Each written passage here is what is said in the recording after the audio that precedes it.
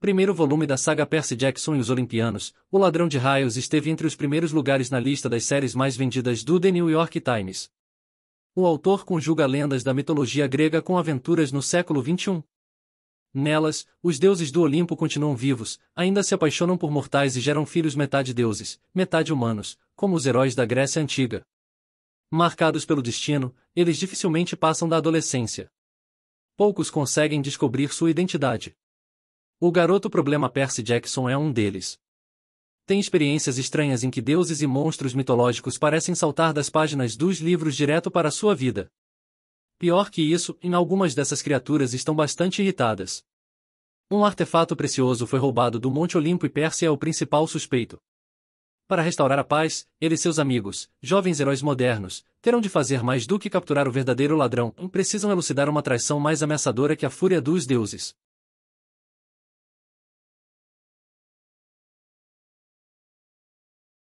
Olhe, eu não queria ser um meio-sangue. Se você está lendo isto porque acha que pode ser um, meu conselho é o seguinte: feche este livro agora mesmo. Acredite em qualquer mentira que sua mãe ou seu pai lhe contou sobre seu nascimento, e tente levar uma vida normal. Ser um meio-sangue é perigoso. É assustador. Na maioria das vezes, acaba com a gente de um jeito penoso e detestável. Se você é uma criança normal, que está lendo isto porque acha que é ficção, ótimo. Continue lendo. Eu o invejo por ser capaz de acreditar que nada disso aconteceu. Mas, se você se reconhecer nestas páginas, se sentir alguma coisa emocionante lá dentro, pare de ler imediatamente. Você pode ser um de nós. E, uma vez que fica sabendo disso, é apenas uma questão de tempo antes que eles também sintam isso, e venham atrás de você. Não diga que eu não avisei. Capítulo 1. Meu nome é Percy Jackson. Tenho 12 anos de idade. Até alguns meses atrás, era aluno de um internato, na Academia Yance, uma escola particular para crianças problemáticas no norte do estado de Nova York. Se eu sou uma criança problemática? Sim. Pode-se dizer isso. Eu poderia partir de qualquer ponto da minha vida curta e infeliz para prová-lo, mas as coisas começaram a ir realmente mal no último mês de maio, quando nossa turma do 6º ano fez uma excursão a Manhattan, 28 crianças alucinadas e 2 professores em um ônibus escolar amarelo indo para o Metropolitan Museum of Art, a fim de observar velharias gregas e romanas. Eu sei, parece tortura. A maior parte das excursões da Yance era mesmo. Mas o Sr. Brunner, nosso professor de latim, estava guiando essa excursão, assim eu tinha esperanças. O Sr. Brunner era um sujeito de meia-idade em uma cadeira de rodas motorizada. Tinha o cabelo ralo, uma barba desalinhada e usava um casaco surrado de tweed que sempre cheirava a café. Talvez você não o achasse legal, mas ele contava histórias e piadas e nos deixava fazer brincadeiras em sala. Também tinha uma impressionante coleção de armaduras e armas romanas, portanto era o único professor cuja aula não me fazia dormir. Eu esperava que desse tudo certo na excursão. Pelo menos tinha esperança de não me meter em encrenca dessa vez. Cara, como eu estava errado. Entenda, coisas ruins me acontecem em excursões escolares.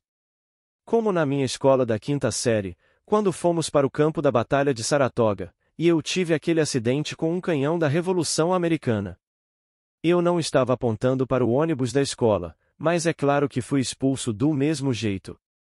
E antes disso, na escola da 4ª série, quando fizemos um passeio pelos bastidores do tanque dos tubarões do mundo marinho, e eu, de alguma forma, acionei a alavanca errada no passadiço e nossa turma tomou um banho inesperado. E antes disso? Bem, já dá para você ter uma ideia. Nessa viagem, eu estava determinado a ser bonzinho. Ao longo de todo o caminho para a cidade aguentei Nancy Bobofi, aquela cleptomaníaca ruiva e sardenta, acertando a nuca do meu melhor amigo, Grover, com pedaços de sanduíche de manteiga de amendoim com ketchup. Grover era um alvo fácil. Ele era magrelo. Chorava quando ficava frustrado. Devia ter repetido o ano muitas vezes, porque era o único no 7º ano que tinha espinhas e uma barba rala começando a nascer no queixo. E, ainda por cima, era aleijado. Tinha um atestado que o dispensava da educação física pelo resto da vida, porque tinha algum tipo de doença muscular nas pernas. Andava de um jeito engraçado, como se cada passo doesse, mas não se deixe enganar por isso. Você precisava vê-lo correr quando era dia de enchilada na cantina. De qualquer modo, Nancy Bobofi estava jogando bolinhas de sanduíche que grudavam no cabelo castanho cacheado dele, e ela sabia que eu não podia revidar, porque já estava sendo observado, sob o risco de ser expulso. O diretor me ameaçara de morte com uma suspensão na escola, ou seja, sem poder assistir às aulas, mas tendo de comparecer à escola e ficar trancado numa sala fazendo tarefas de casa, caso alguma coisa ruim, embaraçosa ou até moderadamente divertida acontecesse durante a excursão. Eu vou matá-la, murmurei. Grover tentou me acalmar. Está tudo bem.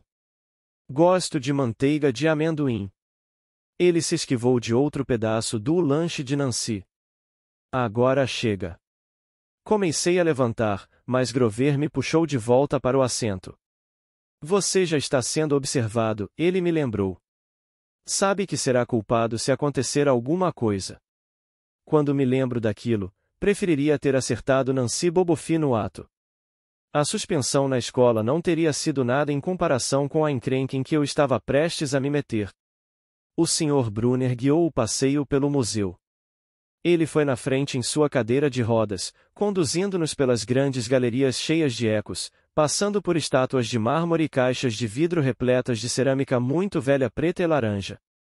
Eu ficava alucinado só de pensar que aquelas coisas tinham sobrevivido por 2000, 3000 anos. Ele nos reuniu em volta de uma coluna de pedra com 4 metros de altura e uma grande esfinge no topo, e começou a explicar que aquilo era um marco tumular, uma estela, feita para uma menina mais ou menos da nossa idade. Contou-nos sobre as inscrições laterais. Estava tentando ouvir o que ele tinha a dizer, porque era um pouco interessante, mas todos ao meu redor estavam falando, e cada vez que eu dizia para calarem a boca, a outra professora que nos acompanhava, a Sra. Dodds, me olhava de cara feia. A Sra. Dodds era aquela professorinha de matemática da Geórgia que sempre usava um casaco de couro preto, apesar de ter 50 anos de idade. Parecia mal bastante para entrar com uma moto Harley bem dentro do seu armário. Tinha chegado em Yancey no meio do ano, quando nossa última professora de matemática teve um colapso nervoso. Desde o primeiro dia, a Sra. Dodds adorou Nancy Bobofi e concluiu que eu tinha sido gerado pelo diabo. Ela me apontava o dedo torto e dizia, e agora, meu bem, com a maior doçura, e eu sabia que ia ficar detido depois da aula por um mês. Certa vez, depois que ela me fez apagar as respostas em antigos livros de exercícios de matemática até meia-noite, disse a Grover que achava que a Sra. Dodds não era gente.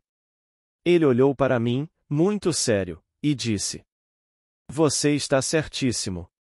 O Sr. Brunner continuou falando sobre arte funerária grega. Finalmente, Nancy Bobofi, abafando o riso, falou algo sobre o sujeito pelado na estela, e eu me virei e disse: Quer calar a boca? Saiu mais alto do que eu pretendia. O grupo inteiro deu risada. O Sr. Brunner interrompeu sua história. Sr. Jackson, disse ele, fez algum comentário? Meu rosto estava completamente vermelho. Eu disse: Não, senhor. O Sr. Brunner apontou para uma das figuras na estela. Talvez possa nos dizer o que esta figura representa. Olhei para a imagem entalhada e senti uma onda de alívio, porque de fato a reconhecera.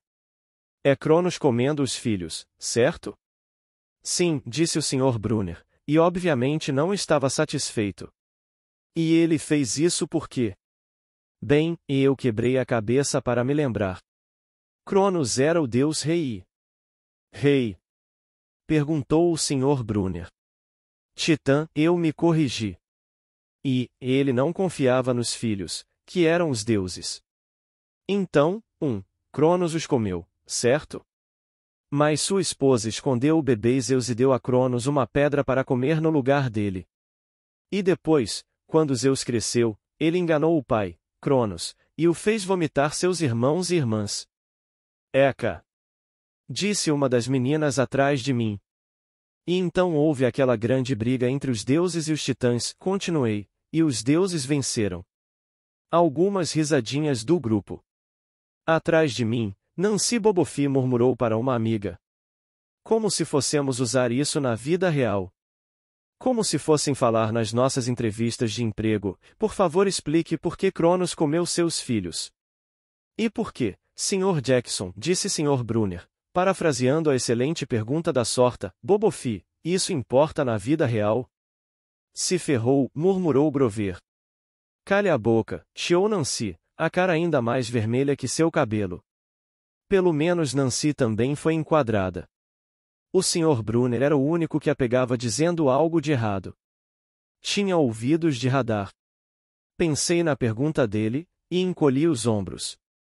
Não sei, senhor. Entendo. O Sr. Brunner pareceu desapontado. Bem, meio ponto, Sr. Jackson.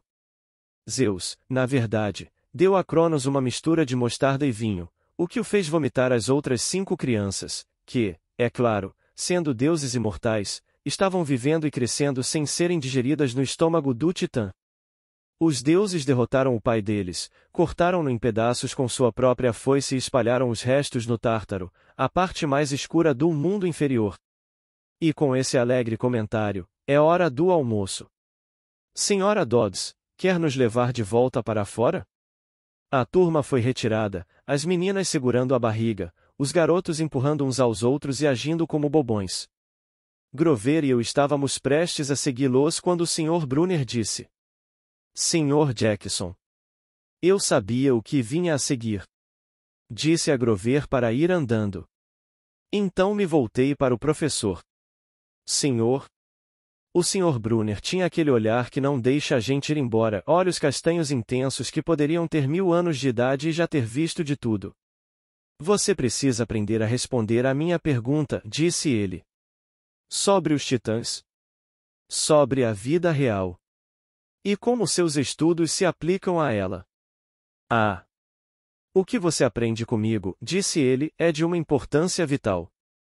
Espero que trate o assunto como tal. De você, aceitarei apenas o melhor, Percy Jackson. Eu queria ficar zangado, aquele sujeito me pressionava demais. Quer dizer, claro, era legal em dias de torneio, quando ele vestia uma armadura romana, bradava a olé, e nos desafiava, ponta de espada contra giz, a correr para o quadro negro e citar pelo nome cada pessoa grega ou romana que já viveu, o nome de sua mãe e que deuses cultuavam. Mas o Sr. Brunner esperava que eu fosse tão bom quanto todos os outros a despeito do fato de que tenho dislexia e transtorno do déficit de atenção, e de que nunca na vida tirei uma nota acima de C. Não, ele não esperava que eu fosse tão bom quanto, ele esperava que eu fosse melhor. E eu simplesmente não podia aprender todos aqueles nomes e fatos, e muito menos escrevê-los direito. Murmurei alguma coisa sobre me esforçar mais, enquanto o Sr. Brunner lançava um olhar longo e triste para Estela, como se tivesse estado no funeral daquela menina. Ele me disse para sair e comer meu lanche. A turma se reuniu nos degraus da frente do museu, de onde podíamos assistir ao trânsito de pedestres pela Quinta Avenida. Acima de nós, uma imensa tempestade estava se formando, com as nuvens mais escuras que eu já tinha visto sobre a cidade. Imaginei que talvez fosse o aquecimento global ou qualquer coisa assim, porque o tempo em todo o estado de Nova York estava esquisito desde o Natal. Tivemos nevascas pesadas, inundações, incêndios nas florestas causados por raios. Eu não teria ficado surpreso se fosse um furacão chegando. Ninguém mais pareceu notar. Alguns dos garotos estavam jogando biscoitos para os pombos. Nancy Bobofi tentava afanar alguma coisa da bolsa de uma senhora e, é claro, a senhora Dodds não via nada. Grover e eu nos sentamos na beirada do chafariz, longe dos outros. Pensamos que, se fizéssemos isso, talvez ninguém descobrisse que éramos daquela escola, a escola para esquisitões lesados que não davam certo em nenhum outro lugar. Detenção?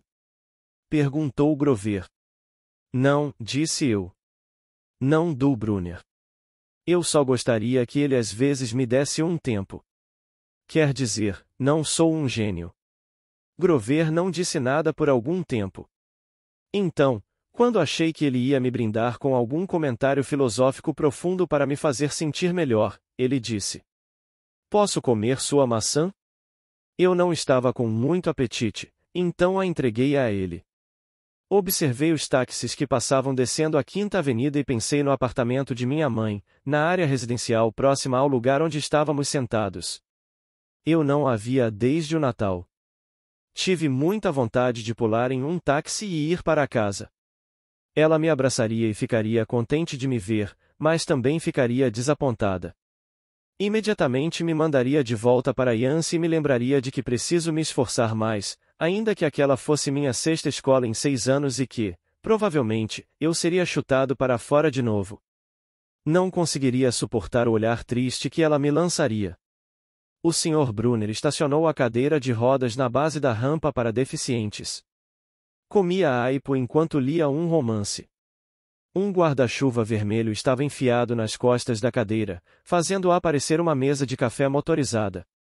Eu estava prestes a desembrulhar meu sanduíche quando Nancy Bobofi apareceu diante de mim com as amigas feiosas. Imagino que tivesse se cansado de roubar aos turistas e deixou seu lanche, já comido pela metade, cair no colo de Grover.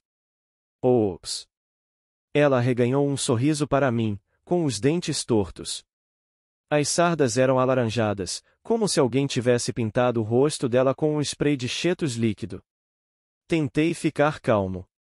O orientador da escola me dissera 1 milhão de vezes: conte até 10, controle seu gênio. Mas estava tão furioso que me deu um branco. Uma onda rugia nos meus ouvidos. Não me lembro de ter tocado nela, mas quando dei por mim Nancy estava sentada com o traseiro no chafariz, berrando. Percy me empurrou. A senhora Dodd se materializou ao nosso lado. Algumas das crianças estavam sussurrando. Você viu? A água. Parece que a agarrou. Eu não sabia do que elas estavam falando. Tudo o que sabia era que estava encrencado outra vez. Assim que se certificou de que a pobre Nancy estava bem, prometendo dar-lhe uma blusa nova na loja de presentes do museu etc e tal, a senhora Dodd se voltou para mim. Havia um fogo triunfante em seus olhos, como se eu tivesse feito algo pelo qual ela esperara o semestre inteiro. Agora, meu bem. Eu sei, resmunguei. 1 mês apagando livros de exercícios. Não foi a coisa certa para dizer. Venha comigo, disse a senhora Dodds. Espere. Guinchou Grover. Fui eu. Eu a empurrei. Olhei para ele perplexo. Não podia acreditar que estivesse tentando me proteger. Ele morria de medo da senhora Dodds. Ela lançou um olhar tão furioso que fez o queixo penugento dele tremer. Acho que não, Sr. Underwood, disse ela. Mas você vai ficar aqui. Grover me olhou desesperadamente. Tudo bem, cara, disse a ele. Obrigado por tentar. Meu bem, latiu a senhora Dodds para mim. Agora. Nancy Bobofi deu um sorriso falso. Lancei-lhe meu melhor olhar de vou acabar com a sua raça. Então me virei para enfrentar a senhora Dodds, mas ela não estava lá. Estava postada à entrada do museu, lá no alto dos degraus, gesticulando impaciente para mim. Como ela chegou lá tão depressa? Tenho milhares de momentos desse tipo, meu cérebro adormece ou algo assim e, quando me dou conta, vejo que perdi alguma coisa, como se uma peça do quebra-cabeça desaparecesse e me deixasse olhando para o espaço vazio atrás dela.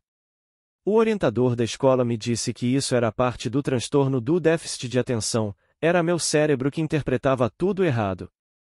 Eu não tinha tanta certeza. Fui atrás da senhora Dodds. No meio da escadaria, olhei para Grover lá atrás. Ele parecia pálido, movendo os olhos entre mim e o Sr. Brunner, como se quisesse que o Sr. Brunner reparasse no que estava acontecendo, mas o professor estava absorto em seu romance. Voltei a olhar para cima. A senhora Dodds desaparecera de novo. Estava agora dentro do edifício, no fim do hall de entrada. Certo, pensei. Ela vai me fazer comprar uma blusa nova para Nancy na loja de presentes. Mas aparentemente não era esse o plano. Eu a segui museu adentro. Quando finalmente a alcancei, estávamos de volta à seção greco-romana. A não ser por nós, a galeria estava vazia. A senhora Dodds estava postada de braços cruzados na frente de um grande friso de mármore com os deuses gregos. Ela fazia um ruído estranho com a garganta, como um rosnado. Mesmo sem o ruído, eu teria ficado nervoso. É esquisito estar sozinho com uma professora, especialmente a senhora Dodds. Algo no modo como ela olhava para o friso, como se quisesse pulverizá-lo. Você está nos criando problemas, meu bem, disse ela. Fiz o que era seguro. Disse. Sim, senhora. Ela ajeitou os punhos de seu casaco de couro. Você achou mesmo que ia se safar desta? A expressão em seus olhos era mais que furiosa. Era perversa. Ela é uma professora, pensei, nervoso. Não é provável que vá me machucar. Eu disse. Eu vou me esforçar mais, senhora. Um trovão sacudiu o edifício. Nós não somos bobos, Percy Jackson, disse a senhora Dodds. Seria apenas uma questão de tempo até que o descobríssemos. Confesse, e você sentirá menos dor. Eu não sabia do que ela estava falando. Tudo o que pude pensar foi que os professores haviam descoberto o estoque ilegal de doces que eu estava vendendo no meu dormitório. Ou talvez tivessem descoberto que eu pegara meu trabalho sobre Tom Sawyer na internet sem ter nem lido o livro, e agora iam retirar minha nota. Ou pior, iam me obrigar a ler o livro. E então? Exigiu. Senhora, eu não. O seu tempo se esgotou, sibilou ela. Então algo muito estranho aconteceu. Os olhos dela começaram a brilhar como carvão de churrasco. Os dedos se esticaram, transformando-se em garras. O casaco se fundiu em grandes asas de couro. Ela não era humana. Era uma bruxa má enrugada, com asas e garras de morcego e com uma boca repleta de presas amareladas, e estava prestes a me fazer em pedaços. Então as coisas ficaram ainda mais esquisitas. O Sr. Brunner, que estava na frente do museu um minuto antes, foi com a cadeira de rodas até o vão da porta da galeria, segurando uma caneta. Olá, Percy! Gritou ele, e lançou a caneta pelo ar. A senhora Dodds deu um bote para cima de mim. Com um gemido agudo, eu me esquivei e senti as garras cortando o ar ao lado do meu ouvido. Agarrei a caneta esferográfica no alto, mas quando ela atingiu minha mão já não era mais uma caneta. Era uma espada, a espada de bronze do Sr. Brunner, que ele sempre usava em dias de torneio. A senhora Dodds virou-se na minha direção com uma expressão assassina nos olhos. Meus joelhos ficaram bambos. As mãos tremiam tanto que quase deixei a espada cair. Ela rosnou. Morra, meu bem! E voou para cima de mim. Um terror absoluto percorreu meu corpo. Fiz a única coisa que me ocorreu naturalmente, desferi um golpe com a espada. A lâmina de metal atingiu o ombro dela e passou direto por seu corpo, como se ela fosse feita de água e sais. A senhora Dodds era um castelo de areia debaixo de um ventilador. Ela explodiu em areia amarela, reduziu-se a pó, sem deixar nada além do cheiro de enxofre, um grito estridente que foi sumindo e um calafrio de maldade no ar, como se aqueles olhos vermelhos incandescentes ainda estivessem me olhando. Eu estava sozinho. Havia uma caneta esferográfica na minha mão. O Sr. Brunner não estava lá. Não havia ninguém lá além de mim. Minhas mãos ainda estavam tremendo. Meu lanche devia estar contaminado com cogumelos mágicos ou coisa assim. Será que eu havia imaginado tudo aquilo? Voltei para o lado de fora. Tinha começado a chover. Grover estava sentado junto ao chafariz com um mapa do museu formando uma tenda em cima de sua cabeça. Nancy Bobofia ainda estava lá, encharcada do banho no chafariz, resmungando para as amigas feiosas. Quando me viu, disse. Espero que a senhora quer tenha chicoteado seu traseiro. Quem? Respondi. Nossa professora. Dan. Eu pisquei. Não tínhamos nenhuma professora chamada Sra. Kerr. Perguntei a Nancy de quem ela estava falando. Ela simplesmente revirou os olhos e me deu as costas. Perguntei a Grover onde estava a Sra. Dodds. Quem? Respondeu ele. Mas Grover primeiro fez uma pausa, e não olhou para mim, portanto, pensei que estivesse me gozando. Não tem graça, cara, disse a ele. Isso é sério. Um trovão estourou no alto. Vi o Sr. Brunner sentado embaixo do guarda-chuva vermelho, lendo seu livro, como se nunca tivesse se mexido. Fui até ele. Ele ergueu os olhos, um pouco distraído. Ah, é a minha caneta. Por favor, traga seu próprio instrumento de escrita no futuro, Sr. Jackson. Entreguei a caneta ao Sr. Brunner. Não tinha notado que ainda a estava segurando. Senhor, disse eu, onde está a Sra. Dodds? Ele olhou para mim com a expressão vazia. Quem? A outra professora que nos acompanhava. A Sra. Dodds. Professora de iniciação à álgebra. Ele franziu a testa e se inclinou para a frente, parecendo ligeiramente preocupado. Percy, não há nenhuma Sra. Dodds nesta excursão. Até onde sei, nunca houve uma Sra. Dodds na Academia Yance. Está se sentindo bem?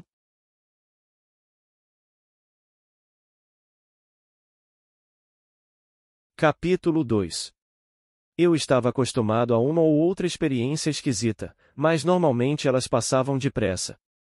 Aquela alucinação 24 horas por dia e 7 dias por semana era mais do que eu podia encarar. Durante o resto do ano escolar o campus inteiro parecia estar me pregando algum tipo de peça. Os alunos agiam como se estivessem completa e totalmente convencidos de que a Sra. Kerr, uma loira alegre que eu nunca tinha visto na vida até o momento em que ela entrou no nosso ônibus no fim da excursão, era nossa professora de iniciação à álgebra desde o Natal.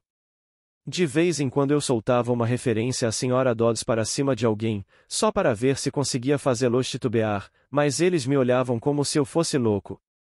Acabei quase acreditando neles, e a Sra. Dodds nunca tinha existido. Quase.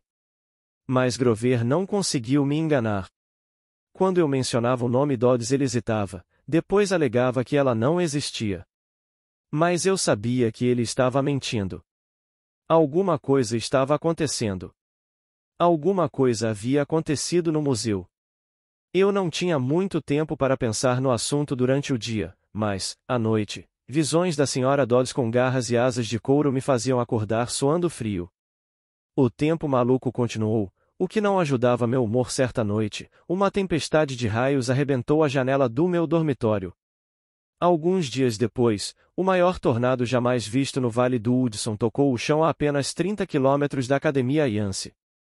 Um dos eventos correntes que aprendemos na aula de estudos sociais era o número inusitado de pequenos aviões que caíram em súbitos vendavais no Atlântico naquele ano. Comecei a me sentir mal-humorado e irritado a maior parte do tempo. Minhas notas caíram de D para F. Entrei em mais atritos com Nancy Bobofi e suas amigas. Era posto para fora da sala e tinha de ficar no corredor em quase todas as aulas.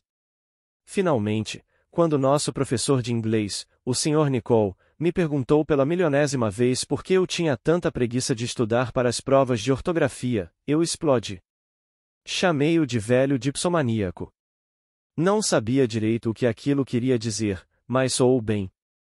O diretor mandou uma carta para minha mãe na semana seguinte, tornando oficial, e eu não seria convidado a voltar para a Academia Yance no ano seguinte. Ótimo, disse a mim mesmo. Simplesmente ótimo. Eu estava com saudades de casa. Queria ficar com minha mãe no nosso pequeno apartamento no Upper East Side, mesmo que tivesse de frequentar uma escola pública e aturar meu padrasto detestável e seus jogos de pôquer estúpidos. E no entanto, havia coisas em Yance de que eu sentiria falta. A vista da minha janela para os bosques, o rio Hudson à distância, o cheiro dos pinheiros. Sentiria falta de Grover, que tinha sido um bom amigo, mesmo com seu jeito meio estranho.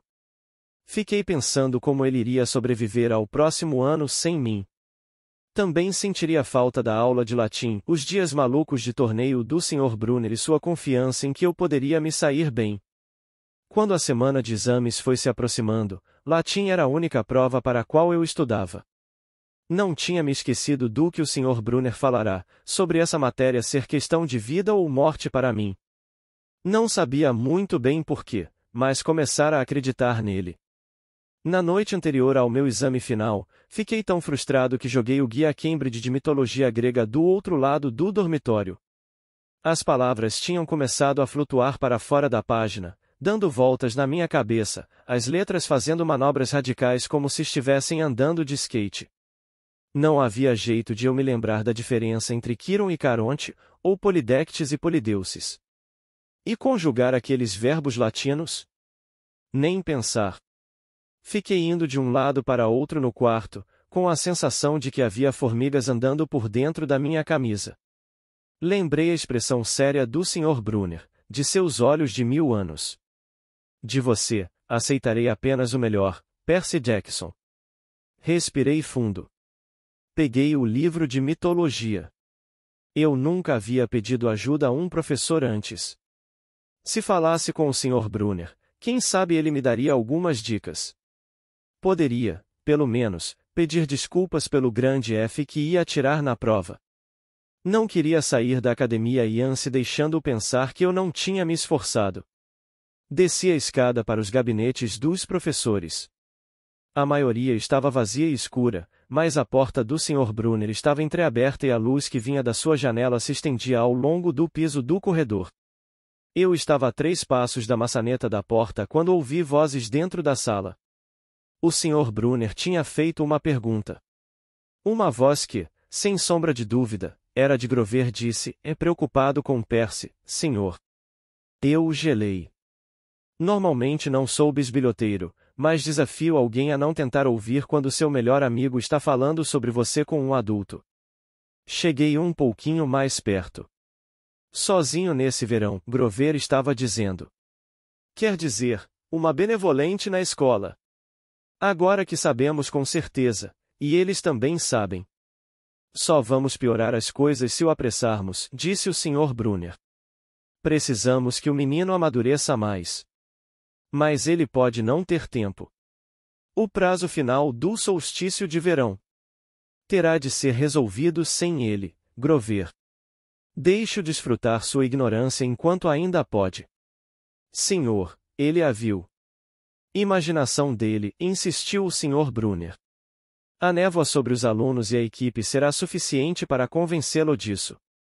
Senhor, eu não posso fracassar nas minhas tarefas de novo. A voz de Grover estava embargada de emoção. Sabe o que isso significaria? Você não fracassou, Grover, disse o Sr. Brunner gentilmente. Eu deveria tê-la visto como ela era. Agora vamos apenas nos preocupar em manter Percy vivo até o próximo outono. O livro de mitologia caiu da minha mão e bateu no chão com um ruído surdo. O Sr. Brunner silenciou. Com o coração disparado, peguei o livro e voltei pelo corredor. Uma sombra deslizou pelo vidro iluminado da porta da sala de Brunner, a sombra de algo muito mais alto do que meu professor de cadeira de rodas, segurando alguma coisa suspeitamente parecida com o arco de um arqueiro. Abri a porta mais próxima e me esgueirei para dentro. Alguns segundos depois ouvi um lento clop-clop-clop, como blocos de madeira abafados, depois um som como o de um animal farejando bem na frente da minha porta. Um grande vulto escuro parou diante do vidro e depois seguiu adiante. Uma gota de suor escorreu por meu pescoço. Em algum lugar no corredor, o Sr. Brunner falou. Nada, murmurou ele. Meus nervos não andam muito bons desde o solstício de inverno. Nem os meus, disse Grover. Mas eu podia ter jurado. Volte para o dormitório, disse-lhe o Sr. Brunner. Você tem um longo dia de provas amanhã. Nem me lembre. As luzes se apagaram na sala do Sr. Brunner. Aguardei no escuro pelo que pareceu uma eternidade. Por fim, me esgueirei para o corredor e subi de volta para o dormitório. Grover estava deitado na cama, estudando as anotações para a prova de latim como se tivesse estado lá a noite inteira. Ei! Disse ele, com um olhar de sono. Vai estar preparado para a prova? Não respondi. Está com uma cara horrível. Ele franziu a testa. Tudo bem. Só estou cansado. Virei-me para que ele não pudesse perceber minha expressão e comecei a me preparar para dormir. Não entendi o que tinha ouvido lá embaixo. Queria acreditar que havia imaginado aquilo tudo. Mas uma coisa estava clara: Grover e o Sr. Brunner estavam falando de mim pelas costas. Achavam que eu corria algum tipo de perigo. Na tarde seguinte, quando estava saindo da prova de latim de 3 horas, atordoado com todos os nomes gregos e romanos que tinha escrito errado, o Sr. Brunner me chamou de volta. Por um momento, fiquei preocupado achando que ele descobrira minha bisbilhotice na noite anterior, mas não parecia ser esse o problema. Percy, disse ele. Não fique desanimado por deixar Yance. É para o seu bem. Seu tom era gentil, mas ainda assim as palavras me deixaram sem graça. Embora ele estivesse falando baixo, os que terminavam a prova podiam ouvir.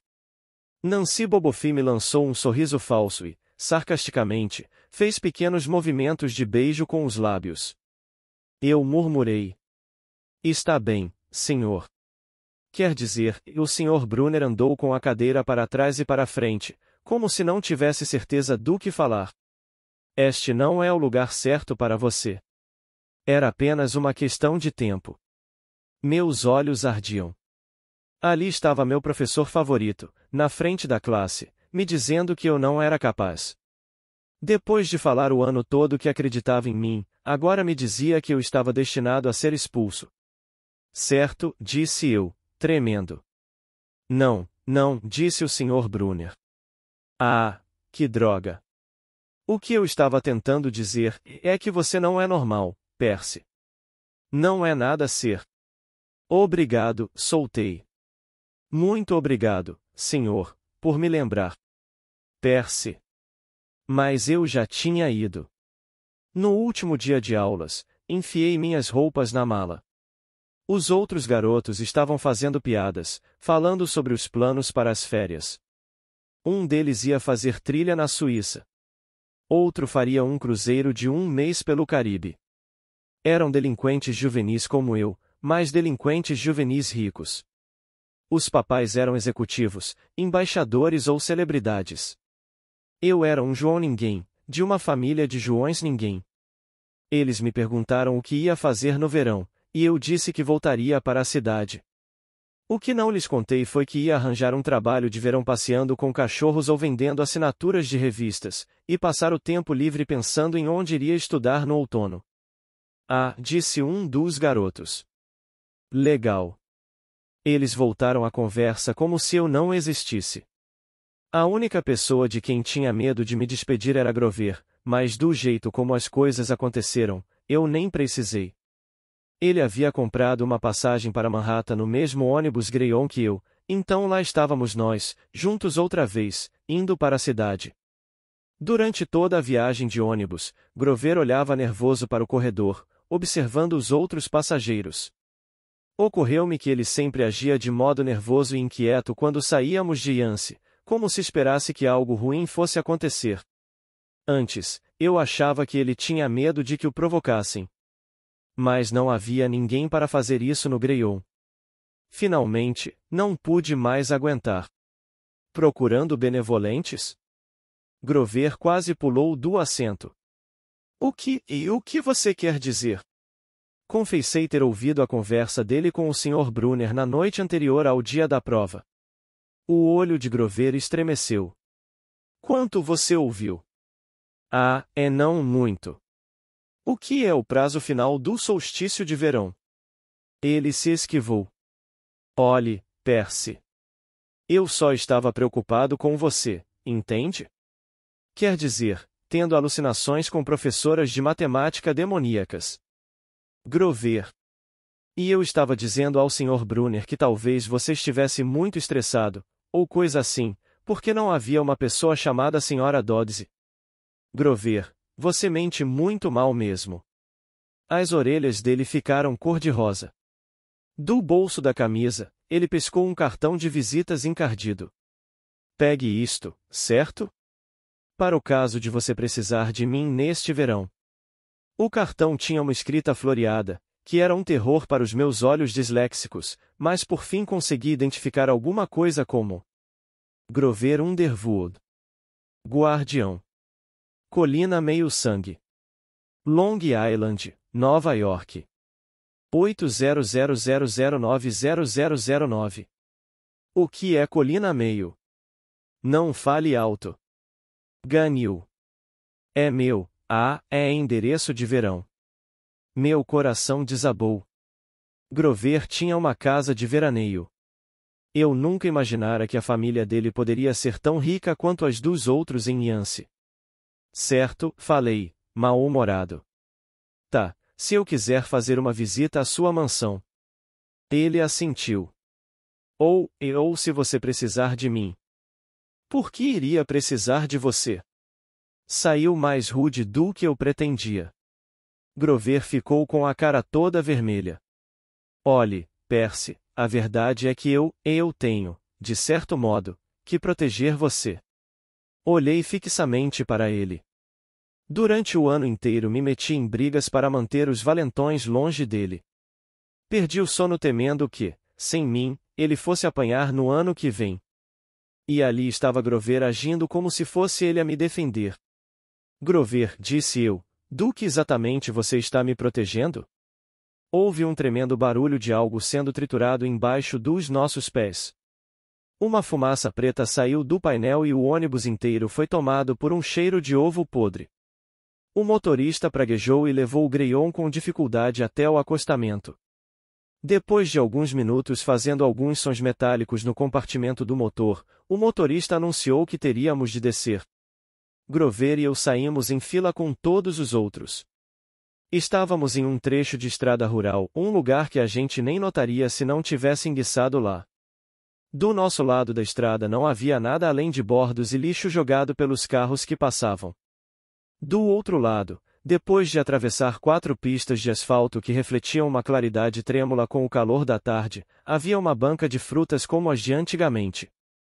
As coisas à venda pareciam realmente boas, caixas transbordando de cerejas e maçãs vermelhas como sangue, nozes e damascos, jarros de cidra dentro de uma tina com pés em forma de patas, cheia de gelo. Não havia fregueses, só 3 velhas senhoras sentadas em cadeiras de balanço à sombra de um bordo, tricotando o maior par de meias que eu já tinha visto. Quer dizer, aquelas meias eram do tamanho de suéteres, mas, obviamente, eram meias. A senhora da direita tricotava uma delas. A da esquerda tricotava a outra. A do meio segurava uma enorme cesta de lã azul brilhante. As 3 mulheres pareciam muito velhas, com o rosto pálido e enrugado como fruta seca, cabelo prateado preso atrás com lenço branco, braços ossudos espetados para fora de vestidos de algodão pálido.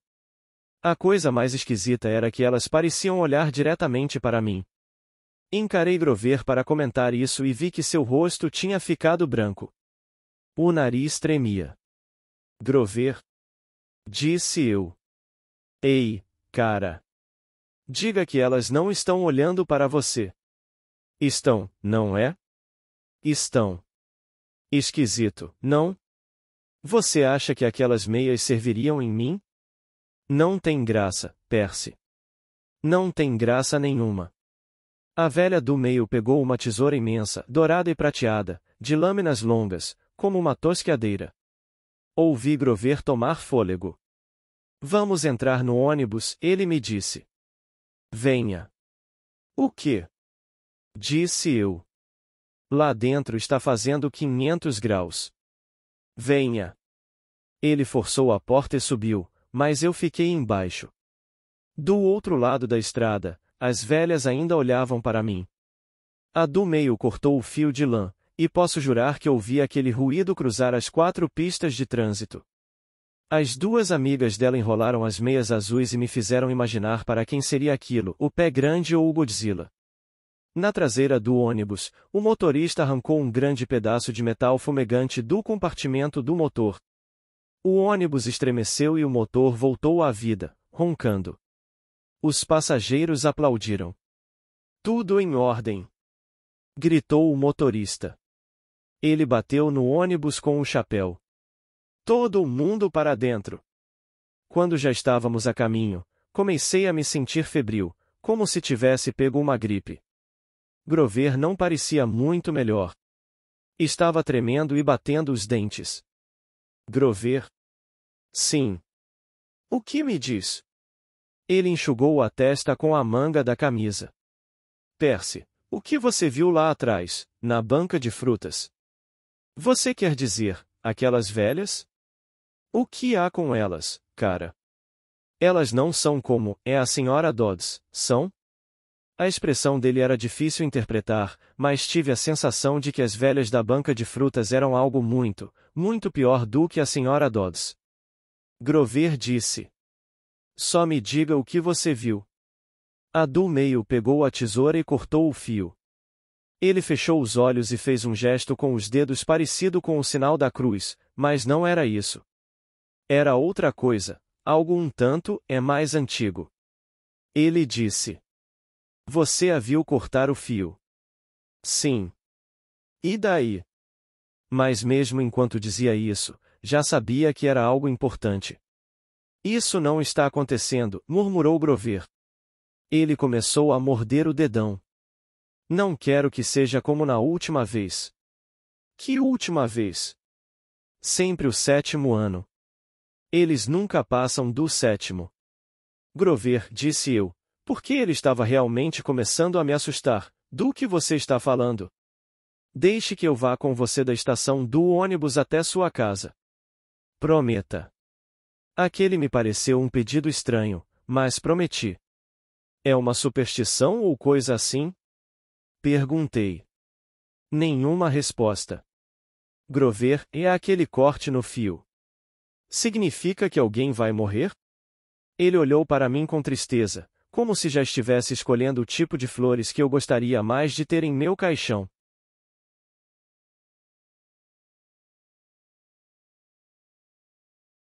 Capítulo 3. Hora da confissão, descartei Grover assim que chegamos ao terminal rodoviário. Eu sei. Foi rude. Mas Grover estava me deixando fora de mim, me olhando como se eu fosse um homem morto, murmurando, por que sempre tem de ser no 7º ano?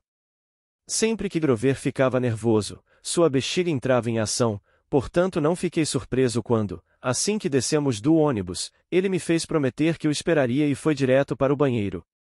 Em vez de esperar, peguei minha mala, saí discretamente e tomei o primeiro táxi saindo do centro. 104 Leste com Primeira Avenida, disse ao motorista.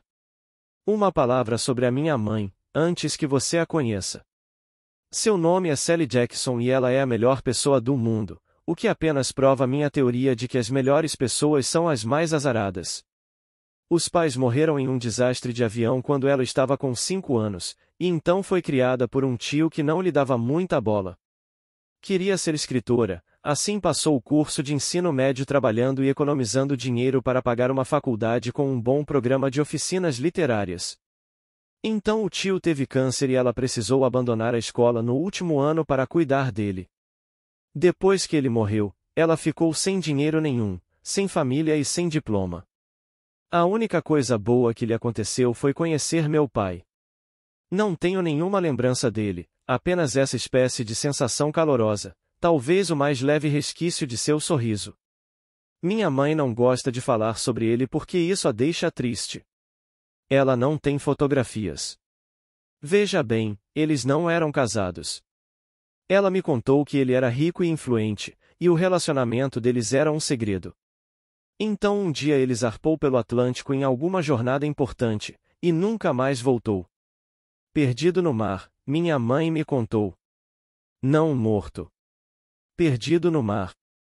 Ela vivia de trabalhos esporádicos, estudava à noite para tirar o diploma de ensino médio e me criou sozinha. Nunca se queixava ou ficava zangada. Nem uma só vez.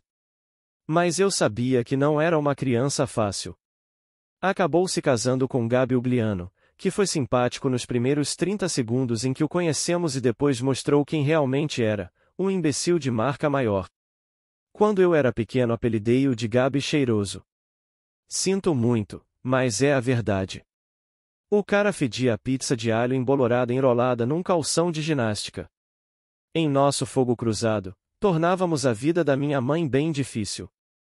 O modo como Gabi Cheiroso a tratava, o jeito como ele e eu nos relacionávamos, um bom exemplo é minha chegada em casa. Entrei em nosso pequeno apartamento, esperando que minha mãe já tivesse voltado do trabalho. Em vez disso, Gabi Cheiroso estava na sala de estar, jogando pôquer com seus cupinchas. Na televisão, o canal de esportes estava no volume máximo. Havia batatinhas e latas de cerveja espalhadas pelo tapete. Mal erguendo os olhos, ele disse com o cigarro na boca: "Então você está em casa. Onde está a minha mãe?" "Trabalhando", disse ele. "Você tem alguma grana?" E foi isso. Nada de bem-vindo ao lar. Bom ver você. O que fez nos últimos 6 meses? Gabi tinha engordado. Parecia uma morsa sem tromba com roupas de brechó. Tinha uns 3 fios de cabelo na cabeça, todos penteados por cima da careca, como se isso deixasse bonito ou coisa assim. Era gerente do hipermercado de eletrônica, no Queens, mas passava a maior parte do tempo em casa. Não sei por que ainda não tinha sido demitido. Ele só fica recebendo pagamento, gastando dinheiro em charutos que me dão náuseas e em cerveja, é claro. Sempre cerveja. Toda vez que eu estava em casa ele esperava que eu lhe fornecesse fundos para jogar. Chamava isso de nosso segredo de homem. Isto é, se eu contasse para minha mãe, ele me quebrava a cara. "Não tenho grana nenhuma", falei. Ele ergueu uma sobrancelha oleosa. Gabi era capaz de farejar dinheiro como um cão de caça, o que era surpreendente, já que seu próprio cheiro deveria encobrir qualquer outro. "Você pegou um táxi no terminal de ônibus", disse ele. "Provavelmente pagou com uma nota de 20. Recebeu 6 ou 7 dólares de troco.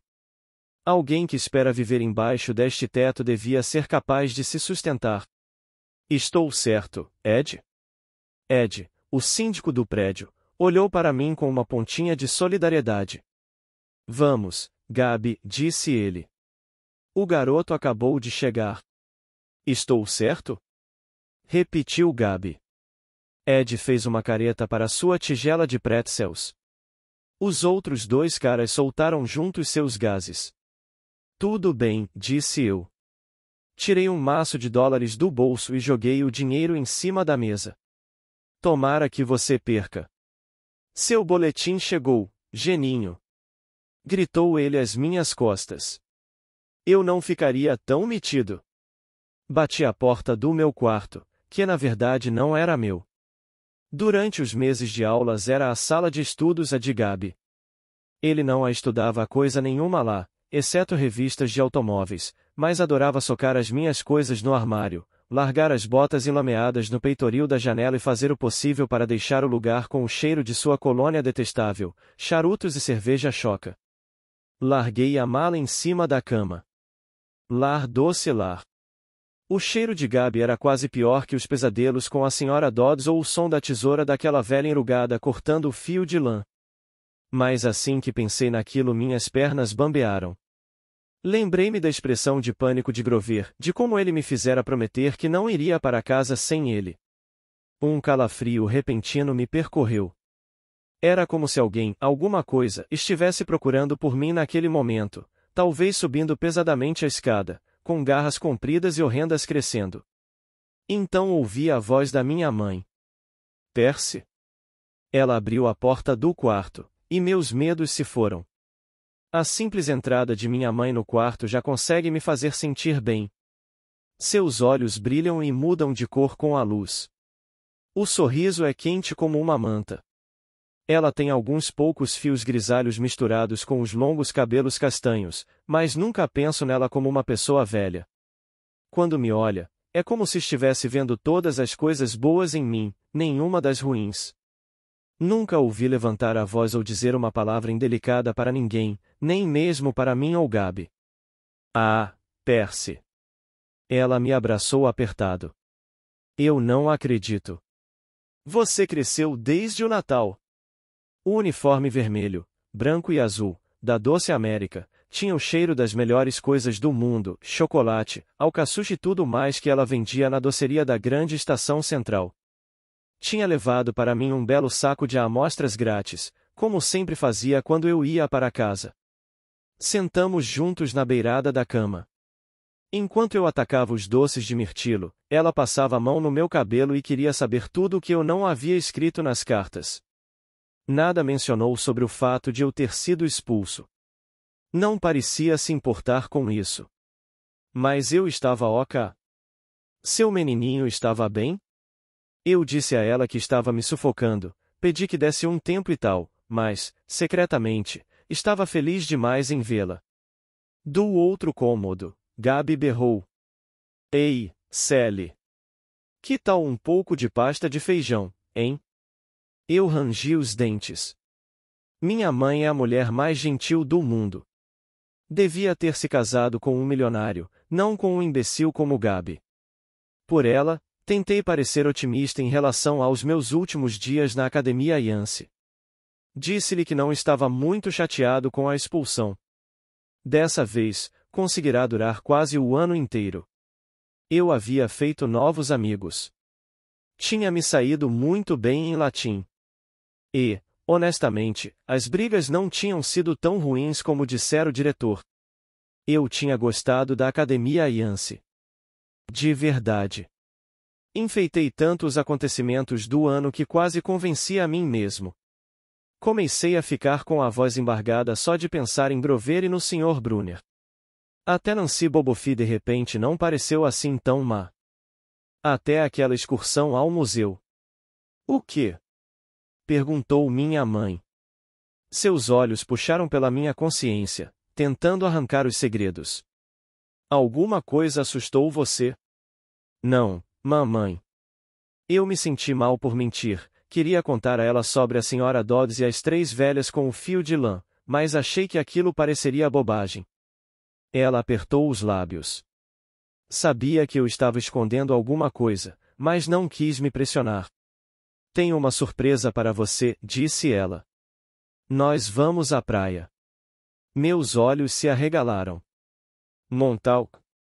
3 noites, e no mesmo chalé. Quando? Ela sorriu. Assim que eu me trocar. Mal pude acreditar.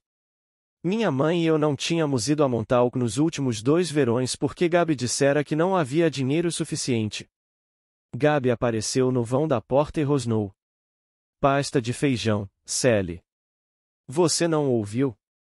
Tive vontade de dar-lhe um soco, mas meus olhos encontraram os da minha mãe e entendi que ela estava me oferecendo um acordo, ser gentil com Gabi só um pouquinho.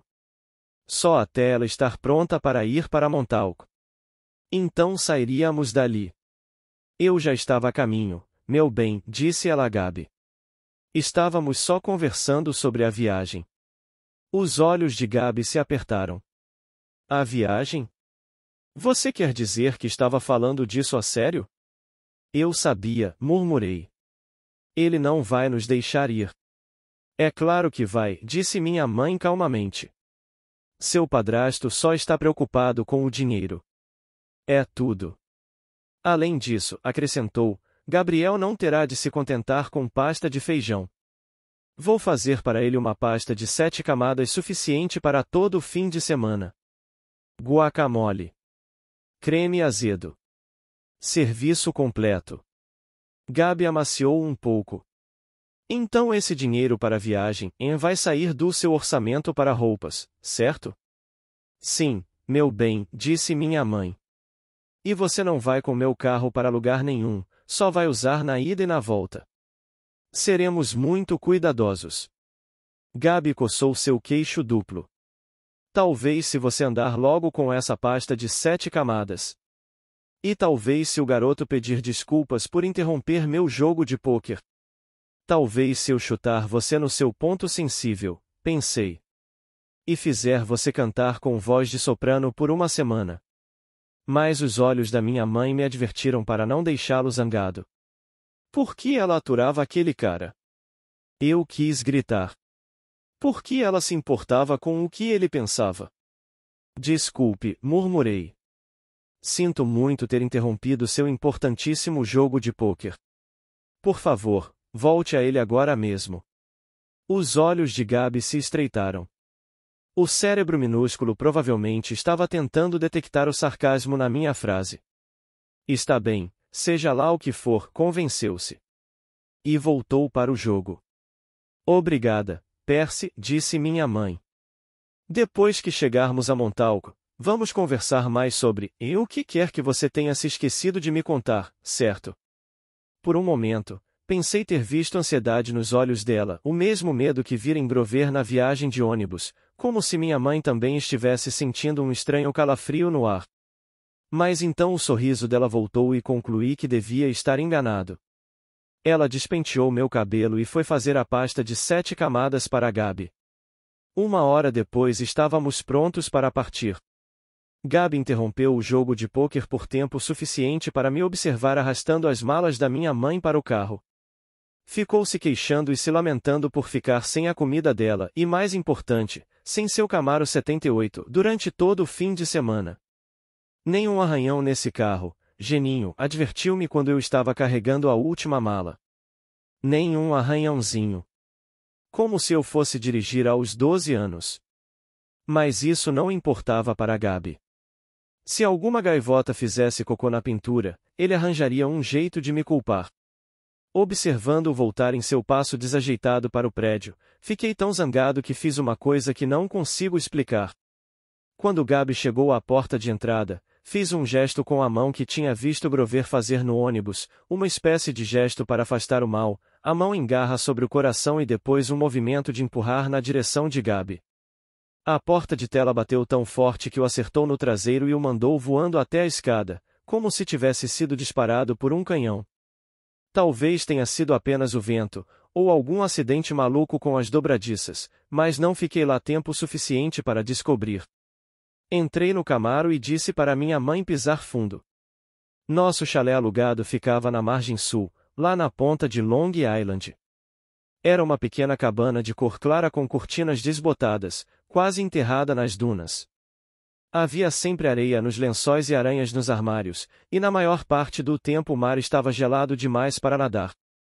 Eu adorava o lugar. Íamos para lá desde que eu era bebê. Minha mãe ia ainda havia mais tempo. Ela nunca disse exatamente, mas eu sabia porque a praia era especial. Era o lugar onde conhecera meu pai.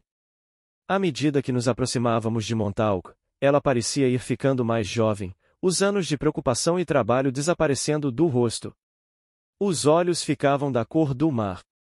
Chegamos lá ao pôr do sol, abrimos todas as janelas do chalé e passamos por nossa rotina de limpeza. Caminhamos pela praia, demos salgadinhos de milho às gaivotas e mascamos jujubas azuis, caramelos azuis e todas as outras amostras grátis que minha mãe levará do trabalho. Acho que eu devia explicar a comida azul. Veja bem, Gabi uma vez disse à minha mãe que isso não existia. Eles tiveram uma discussão, que pareceu uma coisinha de nada na época. Mas, desde então, minha mãe fez tudo o que era possível comer em azul. Ela assava bolos de aniversário azuis. Batia vitaminas com mirtilos azuis. Comprava tortilhas de milho azul e levava para casa balas azuis da loja. Isso, junto com o fato de conservar o nome de solteira, Jackson, em vez de se chamar Sra. Ugliano, era a prova de que ela não tinha sido totalmente domada por Gabi. Tinha uma inclinação para a rebeldia, como eu.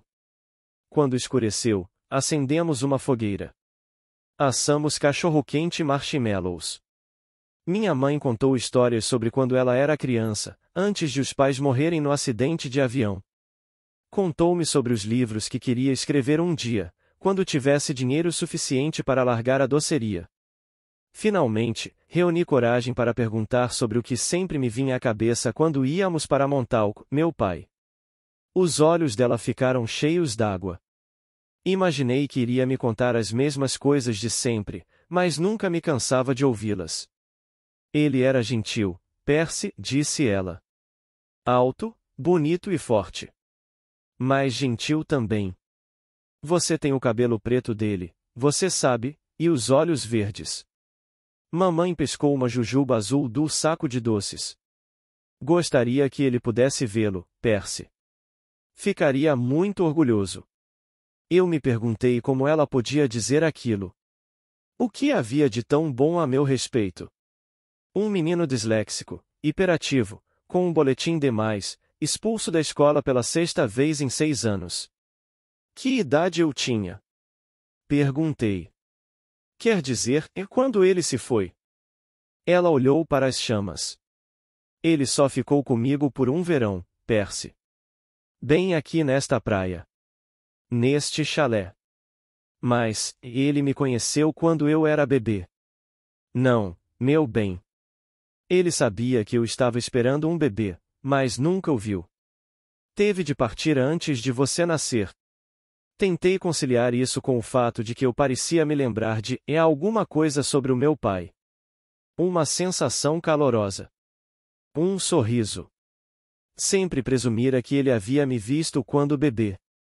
Minha mãe nunca dissera exatamente isso, mas ainda assim eu achava que tinha acontecido.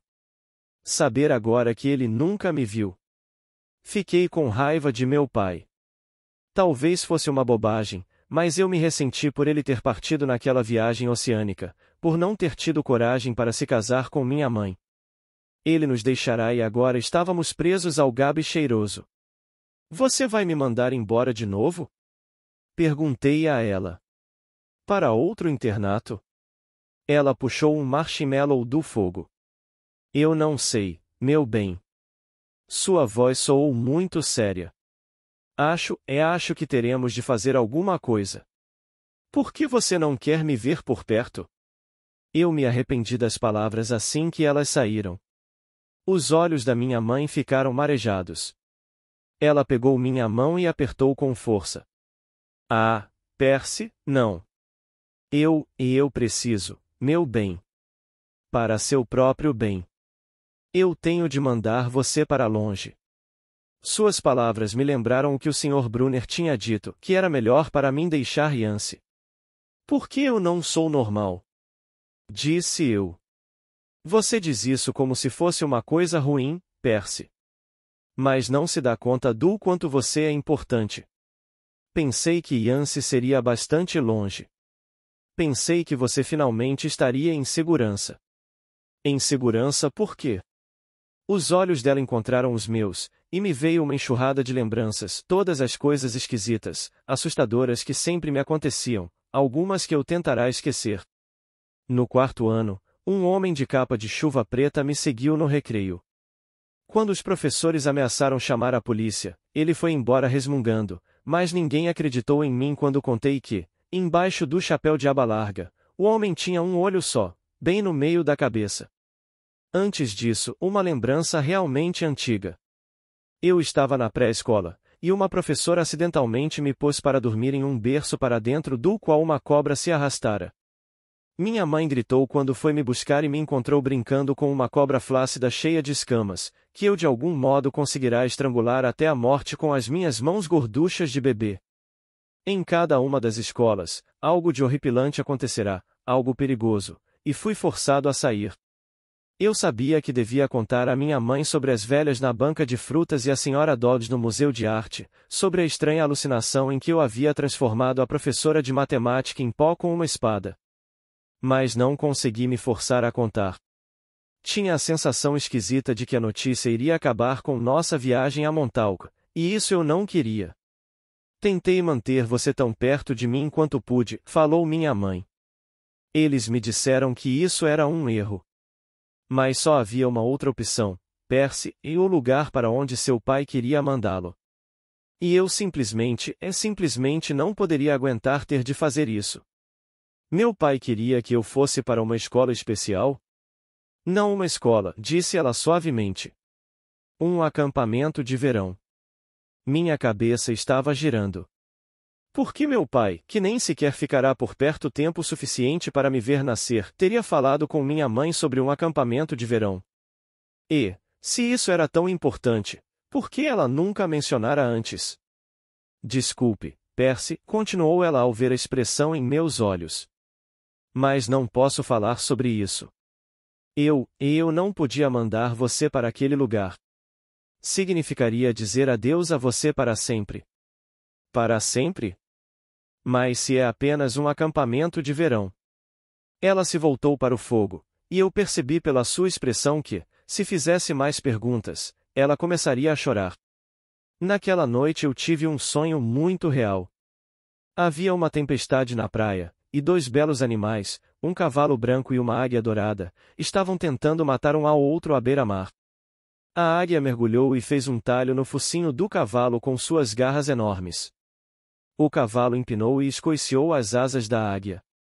Enquanto eles lutavam, o chão retumbou e uma voz monstruosa riu em algum lugar embaixo da terra, incitando os animais a lutarem mais arduamente.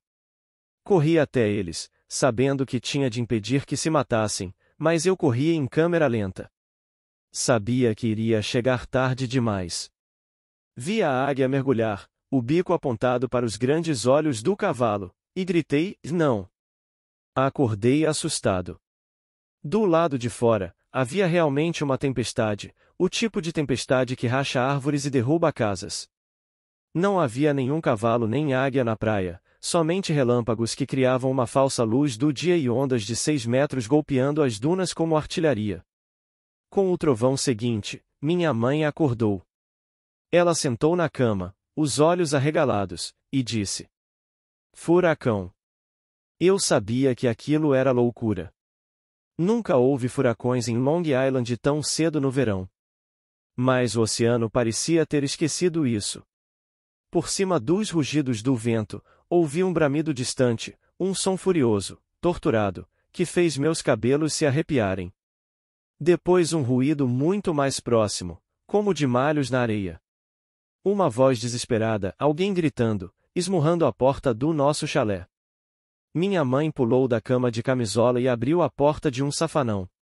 Grover estava lá, emoldurado no vão da porta contra um fundo de chuva torrencial. Mas ele não era exatamente o Grover. Procurei a noite toda, arquejou ele. O que você estava pensando? Minha mãe olhou para mim aterrorizada, não com medo de Grover, mas da razão de sua chegada.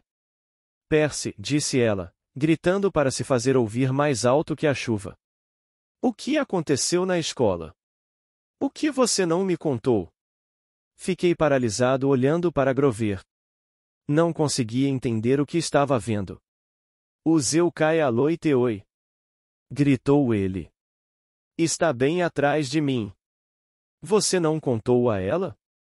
Eu estava chocado demais para registrar que ele acabará de praguejar em grego antigo, e eu tinha entendido perfeitamente. Estava chocado demais para me perguntar como Grover chegará ali sozinho no meio da noite. Por que Grover não estava usando calças e onde deveriam estar as pernas dele? Onde deveriam estar as pernas dele? Minha mãe olhou para mim com expressão severa e falou em um tom que jamais usará antes. Percy. Conte-me agora. Eu gaguejei algo sobre velhas senhoras na banca de frutas e a senhora Dodds, e minha mãe ficou olhando para mim, o rosto mortalmente pálido aos clarões dos relâmpagos. Ela agarrou sua bolsa, jogou para mim a minha capa de chuva e disse: Vão para o carro. Vocês dois. Vão. Grover correu para o Camaro, mas ele não estava exatamente correndo. Estava trotando, sacudindo seu traseiro peludo, e de repente sua história sobre um distúrbio muscular nas pernas fez sentido para mim. Entendi como ele podia correr tão depressa e ainda assim mancar quando andava. Porque onde deveriam estar seus pés não havia pés. Havia cascos fendidos.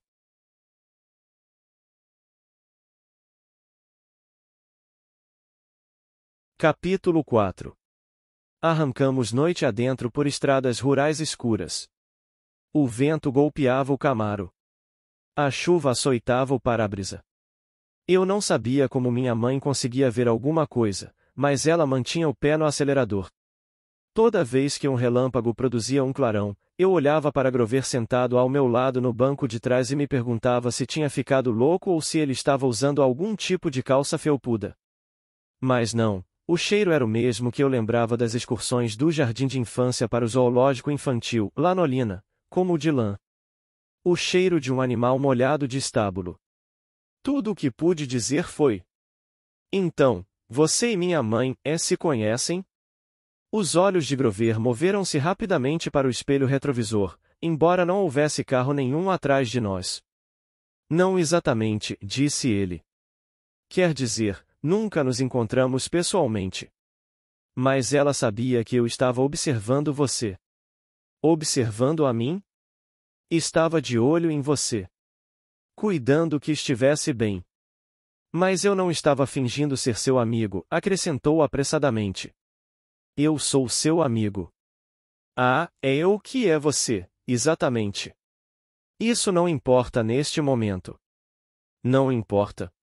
Da cintura para baixo, o meu melhor amigo é um burro. Grover soltou um agudo e gutural. Bé. Eu já o tinha ouvido fazer aquele som antes, mas sempre achei que era um riso nervoso. Agora me dava conta de que era mais um berro irritado. Bode! Exclamou. O quê? Eu sou um bode da cintura para baixo. Você acaba de dizer que isso não importa. Bé. Alguns sátiros poderiam pisoteá-lo por causa de tamanho insulto. Opa! Espere. Sátiros. Você quer dizer como os mitos do Sr. Brunner? Aquelas velhas na banca de frutas eram um mito, Percy? A Sra. Dodds era um mito? Então você admite que havia uma Sra. Dodds? É claro. Então por quê?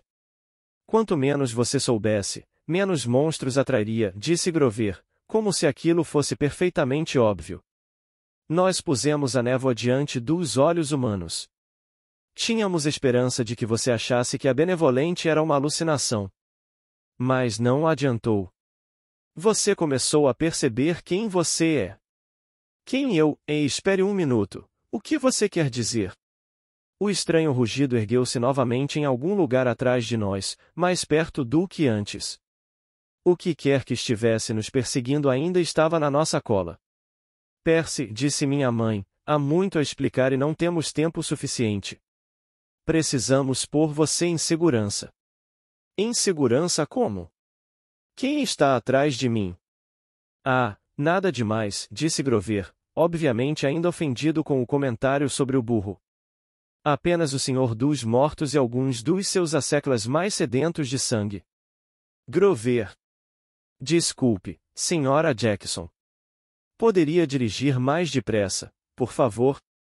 Tentei envolver minha mente no que estava acontecendo, mas não consegui. Sabia que aquilo não era um sonho. Eu não tinha imaginação. Jamais poderia sonhar algo tão estranho. Minha mãe fez uma curva fechada para a esquerda. Desviamos para uma estrada mais estreita, passando com velocidade por casas de fazendas escuras, colinas cobertas de árvores e placas que diziam acolha seus próprios morangos sobre cercas brancas. Aonde estamos indo? Perguntei. Para o acampamento de verão de que falei. A voz de minha mãe estava tensa, por mim, ela estava tentando não parecer assustada. O lugar para onde seu pai queria mandá-lo. O lugar para onde você não queria que eu fosse. Por favor, querido, implorou ela. Isso já é bem difícil. Tente entender. Você está em perigo. Porque umas velhas senhoras cortaram um fio de lã. Aquilo não eram velhas senhoras, disse Grover. Eram as parcas. Você sabe o que isso significa, e o fato de elas aparecerem na sua frente? Elas só fazem isso quando você está prestes a... Quando alguém está prestes a morrer. Epa! Você disse a você. Não, eu não disse. Eu disse a alguém. Você quis dizer a você. Ou seja, eu. Eu quis dizer você como quem diz a alguém. Não você, Percy, mas você, qualquer um. Meninos. Disse minha mãe. Ela puxou o volante com força para a direita e eu tive um vislumbre de um vulto do qual ela se desviara, uma forma escura e ondulada, agora perdida na tempestade atrás de nós.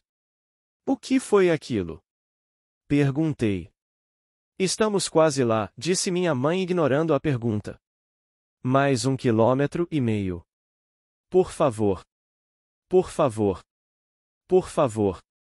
Eu não sabia onde era lá, porém me vi inclinando-me para a frente na expectativa, querendo que chegássemos logo.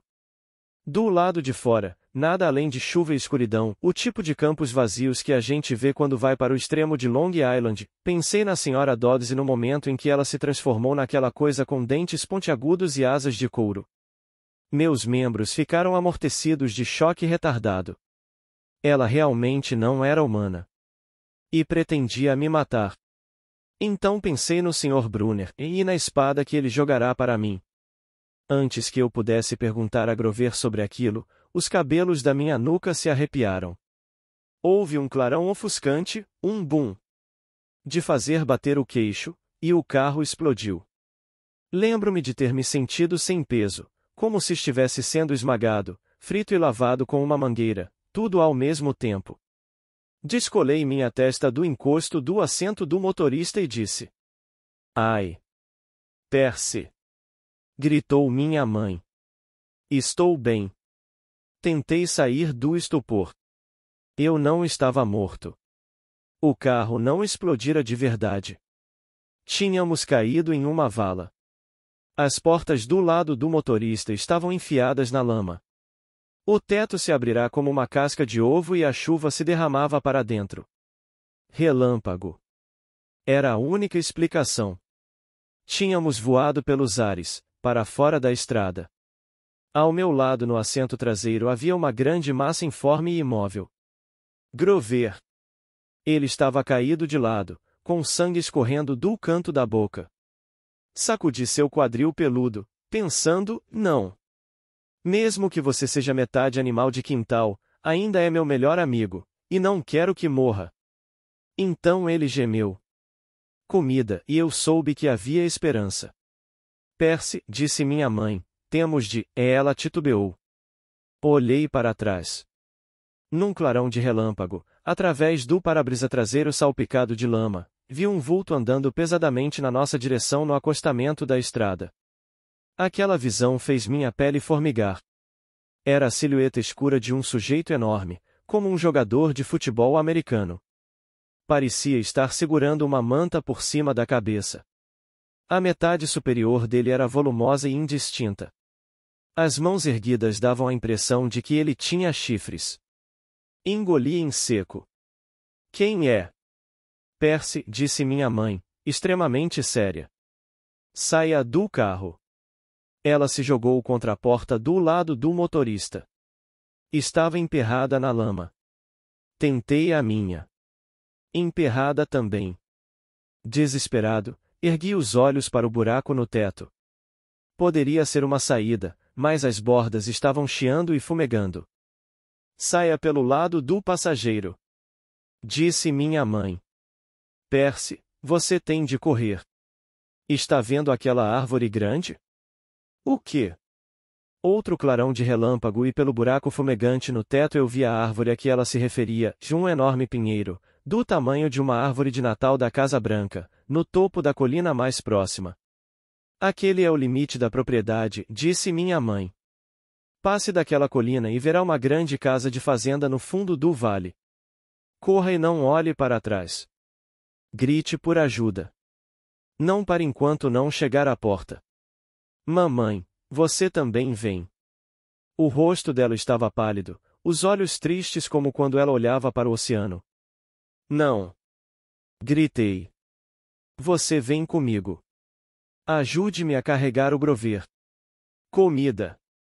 Gemeu Grover, um pouco mais alto.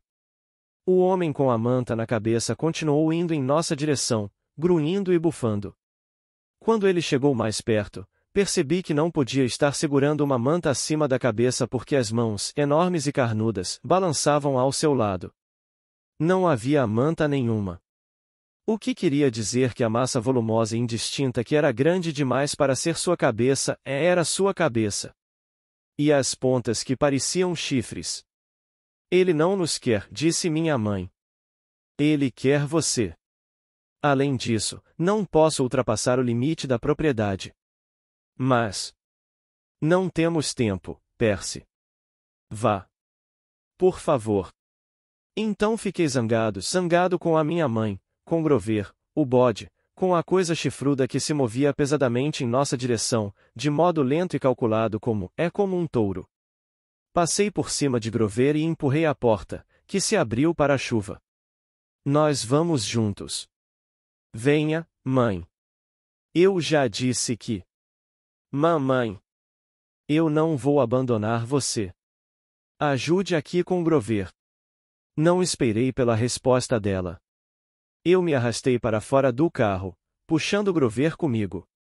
Ele era surpreendentemente leve, mas eu não poderia tê-lo carregado para muito longe se minha mãe não tivesse ido me ajudar.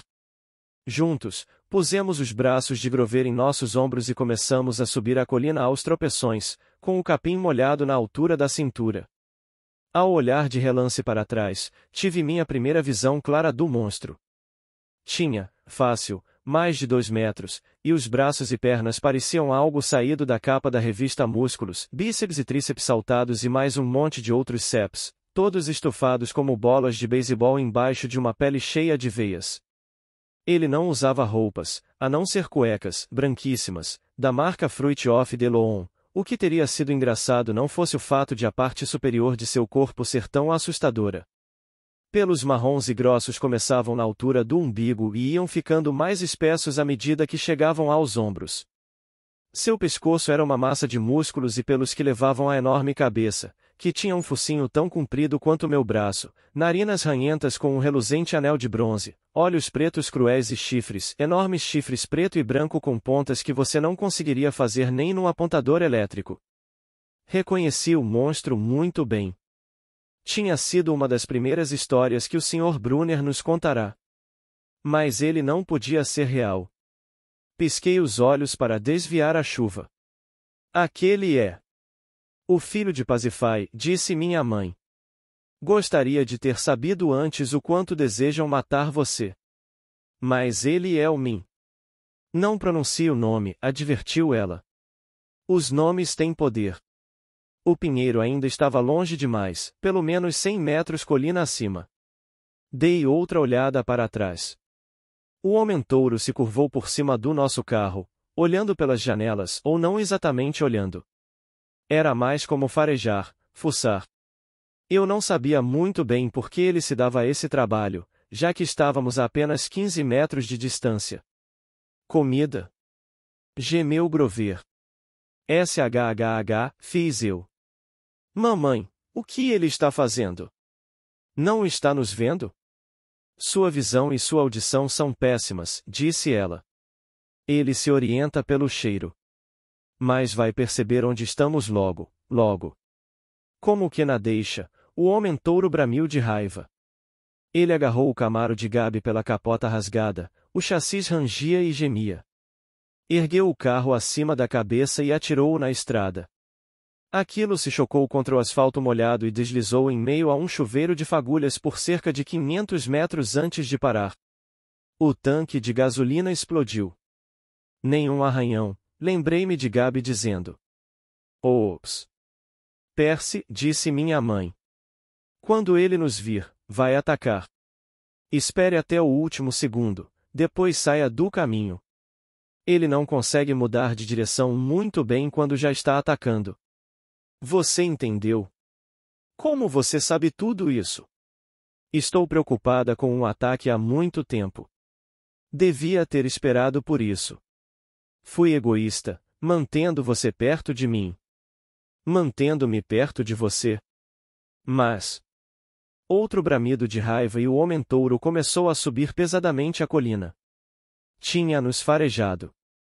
O pinheiro estava a apenas mais alguns metros, mas a colina era cada vez mais íngreme e escorregadia, e Grover ficava mais pesado. O homem-touro se aproximava. Mais alguns segundos estaria em cima de nós. Minha mãe devia estar exausta, mas carregou Grover. Vá, Percy. Vá sozinho. Lembre-se do que eu disse. Eu não queria me separar, mas tive a sensação de que ela estava certa, era a nossa única chance. Pulei para a esquerda, virei-me e vi a criatura avançando em minha direção. Os olhos pretos brilhavam de ódio. Fedia a carne podre. Ele inclinou a cabeça e atacou, aqueles chifres afiados como navalhas apontados diretamente para o meu peito. O medo no meu estômago me deu vontade de disparar, mas isso não daria certo. Eu jamais poderia correr mais que aquela coisa. Então fiquei parado e, no último momento, saltei para o lado. O homem-touro passou por mim a toda como um trem de carga, depois bramiu de frustração e se virou, mas dessa vez não contra mim, mas contra minha mãe, que estava acomodando Grover sobre a grama. Tínhamos chegado ao topo da colina. Embaixo, do outro lado, pude ver um vale, bem como minha mãe dissera, e as luzes de uma casa de fazenda tremeluzindo amarelas através da chuva. Mas estava a 800 metros de distância. Nunca conseguiríamos chegar lá. O homem-touro roncou, escarvando o chão. Ficou olhando para minha mãe, que recuava lentamente colina abaixo, de volta para a estrada, tentando afastar o monstro de Grover. Corra, Percy! Disse ela. Não posso passar daqui. Corra! Mas fiquei lá parado, paralisado de medo, enquanto o monstro a atacava. Ela tentou sair de lado, como me dissera para fazer, mas o monstro tinha aprendido a lição. Jogou a mão para a frente e agarrou-lhe o pescoço quando ela tentou escapar. Ele ergueu enquanto ela lutava, chutando e dando murros no ar. Mamãe! Então, com um rugido furioso, o monstro fechou os punhos em volta do pescoço da minha mãe e ela se dissolveu diante dos meus olhos, fundindo-se em luz, uma forma dourada tremeluzente, como uma projeção holográfica. Um clarão ofuscante, e ela simplesmente se foi. Não. A raiva substituiu o medo. Uma nova força ardeu em meus membros, a mesma onda de energia que me veio quando a Sra. Dodds mostrou as garras. O homem-touro foi na direção de Grover, que estava deitado na grama, indefeso. O monstro se curvou, fungando meu melhor amigo como se estivesse prestes a erguê-lo dali e fazê-lo se dissolver também. Eu não podia permitir aquilo. Tirei minha capa de chuva vermelha. Ei! Gritei, agitando a capa e correndo para um lado do monstro. Ei, estúpido! Monte de carne moída! Ha ha! O monstro virou-se para mim sacudindo seus punhos carnudos. Eu tive uma ideia boba, porém melhor do que não pensar em nada. Encostei as costas no grande pinheiro e agitei a capa vermelha na frente do homem-touro, pensando em pular fora do caminho no último momento. Mas não foi assim que aconteceu.